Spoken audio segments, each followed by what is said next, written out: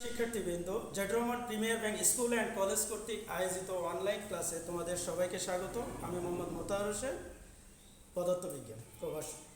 তো আজকে আমরা ক্লাস ইতিপূর্বে আমরা ফিজিক্সের বেশ কিছু অধ্যায়ের ক্লাস নিয়ে নিয়েছি, বেশ কিছু টপিক সম্পর্কে আলোচনা করছি। তোমরা অবশ্যই সেগুলো বাসায় স্টাডি করছো। তো করোনা চলাকালীন সময়ে তোমাদের যেহেতু শর্ট সিলেবাস দেওয়া হয়ে গেছে, আশা করি সবার হাতে হাতে এই সিলেবাসটা এখন আছে। তো এই সিলেবাস অনুযায়ী মনোযোগ সহকারে সময় নষ্ট না করে আমাদেরকে পড়াশোনা চালায় যেতে হবে ভালো রেজাল্টের জন্য।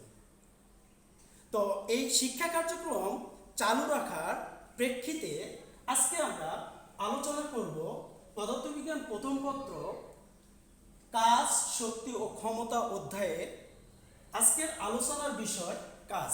আমরা কাজ বিষয়ে আজকে একটু আলোচনা করব। আসলে কাজটা কি? আমরা জেনারেল ভাষায় যে কোনো কিছু করাকেই আমরা কাজ বুঝি, কিন্তু বিজ্ঞানের ভাষায় পদার্থবিজ্ঞানের ক্ষেত্রে যে কোনো কিছু করাকে আমরা কাজ বলি না। সেটা কীরকম হতে পারে? সাপোজ আমি ডাস্টারটা হাতে নিয়ে আসি, এই ডাস্টারটাকে আমি বল প্রয়োগ করতেছি, কিন্তু ডাস্টারটার কোনো স্থান পরিবর্তন হচ্ছে না। তাহলে সেক্ষেত্রে বিজ্ঞানের ভাষায় বা পদার্থবিজ্ঞানের ভাষায় আমি কোনো কাজ করতেছি না, বা এই বল দ্বারা কোনো কাজ হচ্ছে না।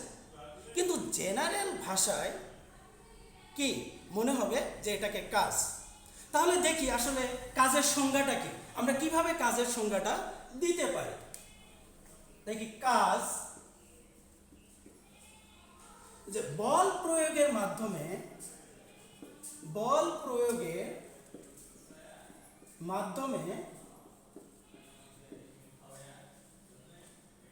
বস্তু সরণ হলে বল ও বলের দিকে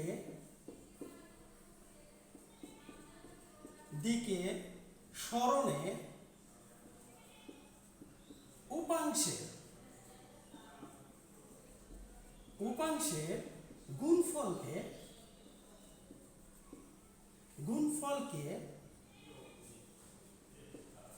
গুণফলকে কাজ বলে। তাহলে এখানে কি বলা হলো? যে বল প্রয়োগের মাধ্যমে বস্তু সরণ হলে বল ও বলের দিকে সরণের উপাংশের গুণফলকে কাজ বলে। তাহলে এটা কিরকম হতে পারে আমরা একটু চিত্র সহকারে ব্যাখ্যা করি। যে এখানে আমরা বল বুঝলাম, সরণ বুঝলাম, তাহলে বলের দিকে সরণের উপাংশটা কি, এটা কিভাবে আমরা বলতে পারি? দেখি, সাপোজ এটা একটা বস্তু, এই বস্তুটাকে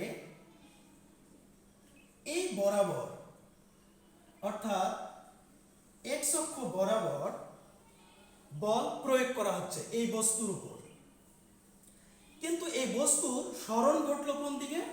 এই বরাবর সরণ ঘটল। তাহলে এই বল এবং সরণের মধ্যবর্তী কোণ হচ্ছে থিটা। আমরা যদি একটা লম্ব অঙ্কন করি, তাহলে এখানে দেখো, এখানে বলা হচ্ছে বল এবং বলের দিকে সরণের উপাংশের গুণফল। তাহলে এটা কিরকম হবে? তাহলে এই সরণের বলের দিকে উপাংশটা আমরা কিভাবে বের করব? আমরা ইতিপূর্বে যখন ভেক্টর অধ্যায়ে আলোচনা করছিলাম, তখন একটা ভেক্টর রাশিকে কিভাবে বিভাজিত করতে পারি বা উপাংশে বিভাজন করা যায় সেটা আমরা দেখাই দিয়েছি।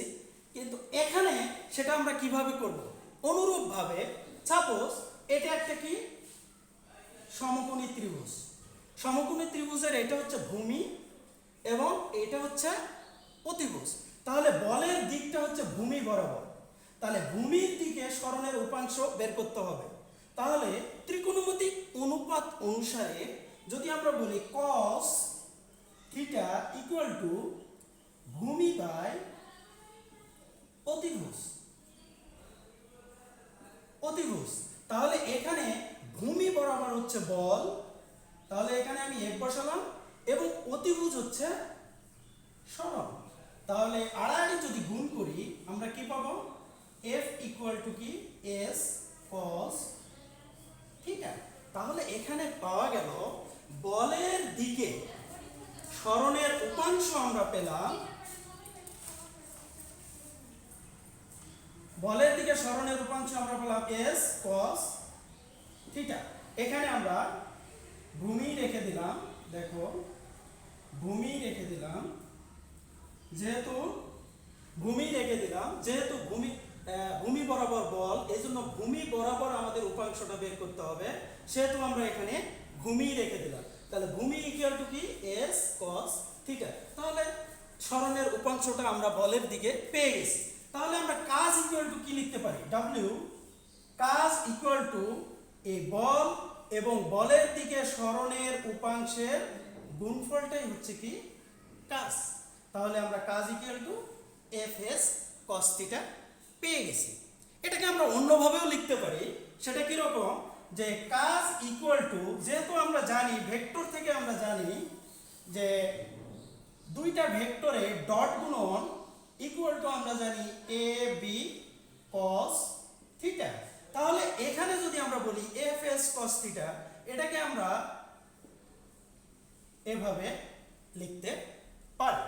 তাহলে এখন আমরা একটা বিষয় দেখব যে এই অ্যাঙ্গেলটার পরিবর্তনের ক্ষেত্রে কাজের কি পরিবর্তন হচ্ছে। অ্যাঙ্গেলটা পরিবর্তন হয়ে গেলে কাজ কিরকম পরিবর্তন হচ্ছে? কাজ কি বৃদ্ধি পাচ্ছে, কাজ কি হ্রাস পাচ্ছে, না কোনো কাজই হচ্ছে না? তাহলে অ্যাঙ্গেলের উপর এটা কিভাবে নির্ভর করতেছে এটা আমরা এখন দেখি। যে সাপোজ বল যেদিকে ক্রিয়া করতেছে বস্তুর সরণও সেদিকে, অর্থাৎ আমি ডাস্টারটা নিলাম, ডাস্টারটা এই বরাবর বল প্রয়োগ করতেছি, সরণও ঘটতেছে বলের দিকে, অর্থাৎ এই বরাবর বল, সরণও ঘটতেছে এই বরাবর। তাহলে বল ও সরণের অভিমুখ যদি অভিন্ন হয়, সেক্ষেত্রে বল ও সরণের অভিমুখ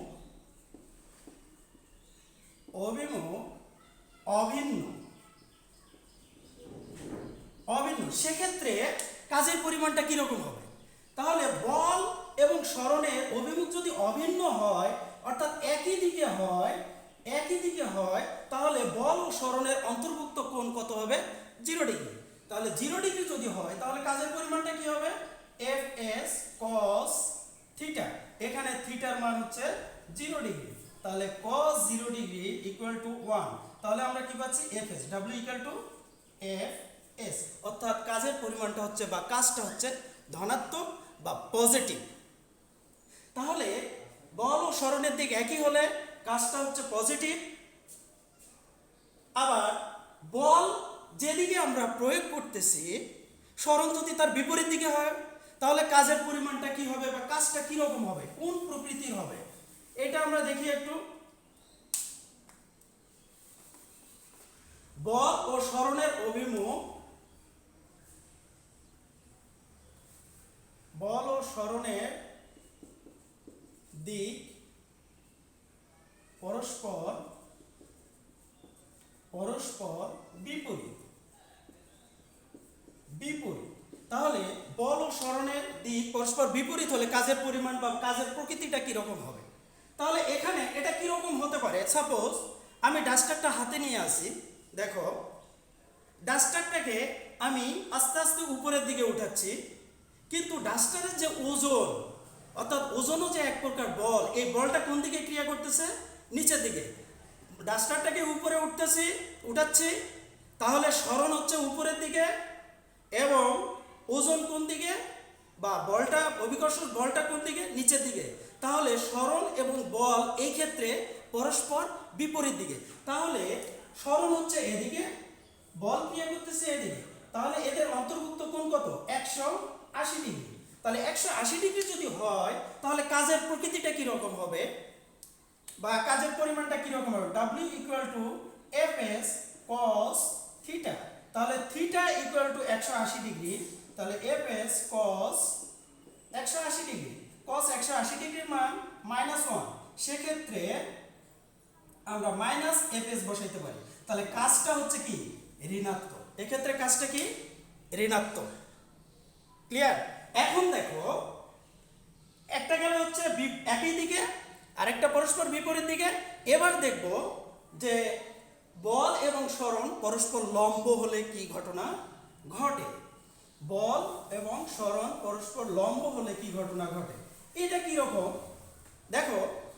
এই ডাস্টার দিয়ে উদাহরণটা খুব সুন্দরভাবে দেওয়া যায়, যে হাতের উপর আমি ডাস্টারটা নিয়ে অনুভূমিক বরাবর বা আনুভূমিক বরাবর নিয়ে যাচ্ছি, কিন্তু এটার ওজনটা ঠিক নিচের দিকে ক্রিয়া করতেছে এই মার্কার বরাবর, তাহলে ওজন নিচের দিকে ক্রিয়া করতেছে, ডাস্টারের সরণ হচ্ছে অনুভূমিক বরাবর, তাহলে এখানে সরণ এবং অভিকর্ষজ বল বা ওজন পরস্পর লম্ব। তাহলে সেক্ষেত্রে অর্থাৎ এখানে দেখা যাচ্ছে সরণ অনুভূমিক বরাবর, ওজন নিম্নমুখী, তাহলে এদের অন্তর্ভুক্ত কোণ 90 ডিগ্রি। তাহলে কাজের প্রকৃতি বা কাজের পরিমাণটা কিরকম হবে এখান থেকে আমরা সহজেই বুঝতে পারি। তাহলে এখানে থিটার মান আমরা কত বসাবো 90 ডিগ্রি, তাহলে 90 ডিগ্রি যদি বসাই cos 90 ডিগ্রি ইকুয়াল টু 0, তাহলে সেক্ষেত্রে পুরোটা কি হবে 0 হয়ে যাবে। তাহলে এখানে কোনো কাজ হচ্ছে না, অর্থাৎ অভিকর্ষজ বল বা ওজন দ্বারা কোনো কাজ হচ্ছে না। তাহলে এই এখনকার কাজের আলোচনা যতটুকু আলোচনা করা হলো, এই আলোচনাটুকুর মধ্যে আমরা তিনটা জিনিস পেলাম, যে আমরা কখন কাজ ধনাত্মক হবে, কখন কাজ ঋণাত্মক হবে এবং কখন কোনো কাজই হবে না, অর্থাৎ শূন্য কাজ হবে। তাহলে এই বিষয়গুলো উপর যে আলোচনা হলো, এটার উপর একটা বাড়ির কাজ দেওয়া আছে নিচে, খেয়াল করো। এই বাড়ির কাজটা যে একজন ভার উত্তোলনকারী একটি ওজন মাথায় নিয়ে দাঁড়িয়ে আছে, তার কাজ কি কি প্রকৃতির, এটা তোমরা বাসায় চেষ্টা করবে আজকের আলোচনার উপর ভিত্তি করে তোমাদের কতটুকু আইডিয়া হলো এর উপর ভিত্তি করে এই বাড়ির কাজটার রেজাল্ট তোমরা বের করার চেষ্টা করবে। আগামী দিন ইনশাল্লাহ আমরা আরও কিছু এই অধ্যায়ের টপিক নিয়ে আলোচনা করব। সেই পর্যন্ত সবাইকে ধন্যবাদ।